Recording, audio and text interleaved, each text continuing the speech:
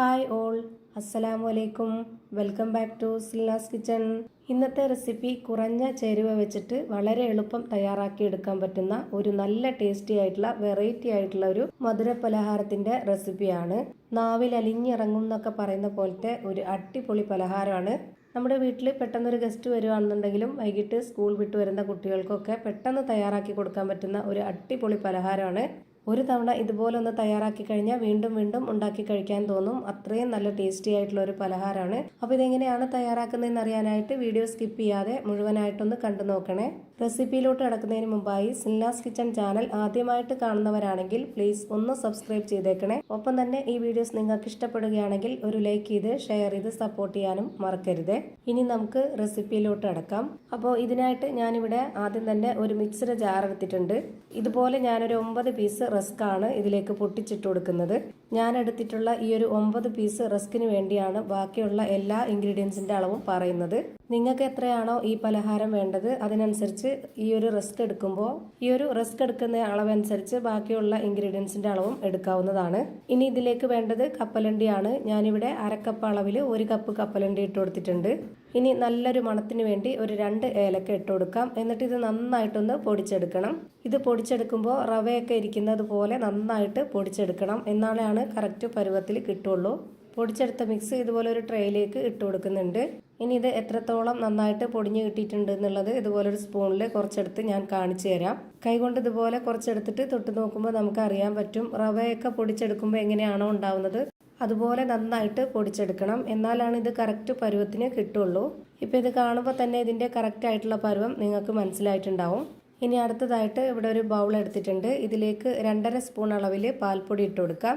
ഇതുപോലെ വലിയ സ്പൂൺ അളവിൽ നിറയെ എടുത്തിട്ടുണ്ട് ഓരോ സ്പൂണും. പിന്നെ ഒരു 1/4 സ്പൂണേ ഉള്ളൂ. 2.5 സ്പൂൺ വേണമെങ്കിലും എടുക്കാവുന്നതാണ്.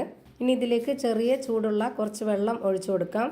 ഒരുപാട് വെള്ളം ഒഴിച്ചു കൊടുക്കരുത്. ഇത് കലങ്ങി കിട്ടാനുള്ള മാത്രം വെള്ളം ഒഴിച്ചു കൊടുത്താൽ മതി. ചെറിയ ചൂടുള്ള വെള്ളം തന്നെ ഒഴിച്ചു കൊടുക്കാൻ വേണ്ടി നോക്കുക. പച്ചവെള്ളം ഒഴിച്ചു കൊടുത്ത് ഇളക്കി കഴിഞ്ഞു കഴിഞ്ഞാൽ ഇത് കറക്റ്റായിട്ട് അലിഞ്ഞു കിട്ടത്തില്ല. ഇനി ഇത് മാറ്റി വെച്ചേക്കാം. അടുത്തതായിട്ട് സ്റ്റവിലേക്ക് ഒരു പാൻ വെച്ച് ഫ്ലെയിം ഓൺ ആക്കി കൊടുക്കാം. അതിലേക്ക് ഒരു ചെറിയ പീസ് ബട്ടർ ഇട്ട് കൊടുക്കുന്നുണ്ട്.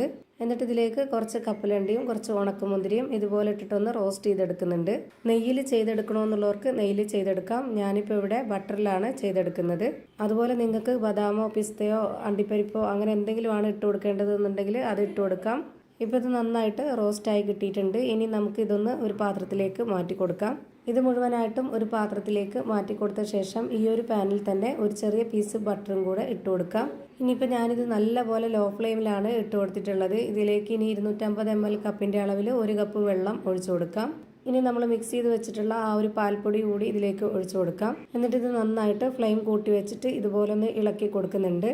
ഇനി ഈ ഒരു പലഹാരത്തിന് എത്രയാണോ ഓരോരുത്തർക്കും മധുരം വേണ്ടത് അതിനനുസരിച്ചുള്ള പഞ്ചസാര ഇട്ട് കൊടുക്കാം. ഞാനിവിടെ 1/4 കപ്പ് അളവിലുള്ള പഞ്ചസാരയാണ് ഇട്ട് കൊടുത്തിട്ടുള്ളത്.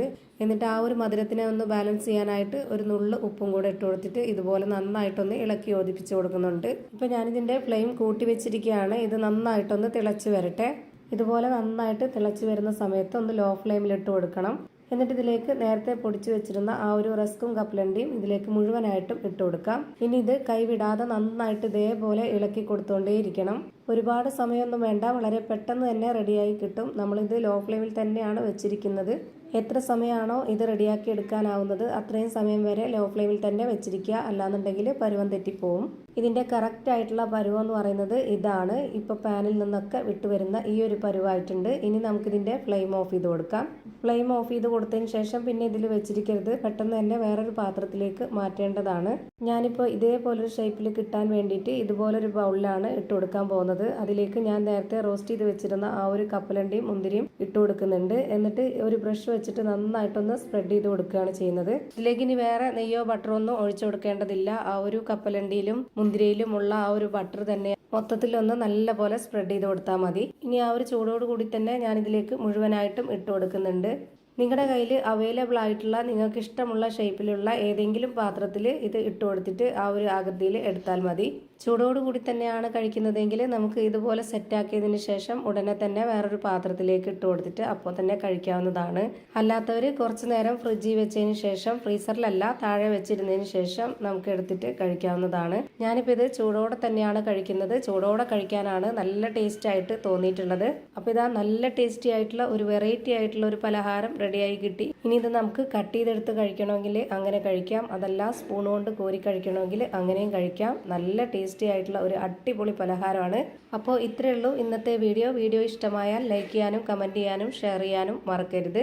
അതുപോലെ തന്നെ ഞാനിടുന്ന പുതിയ വീഡിയോസ് നോട്ടിഫിക്കേഷനായിട്ട് കിട്ടുന്നതിന് വേണ്ടി സബ്സ്ക്രൈബ് ചെയ്ത് ബെല്ലൈക്കൺ അമർത്തി അതിൽ ഓൾ എന്ന ഓപ്ഷൻ എനേബിൾ ചെയ്ത് കൊടുക്കാനും മറക്കരുത്. പുതിയൊരു വീഡിയോയുമായി വീണ്ടും വരും. Thank you for watching.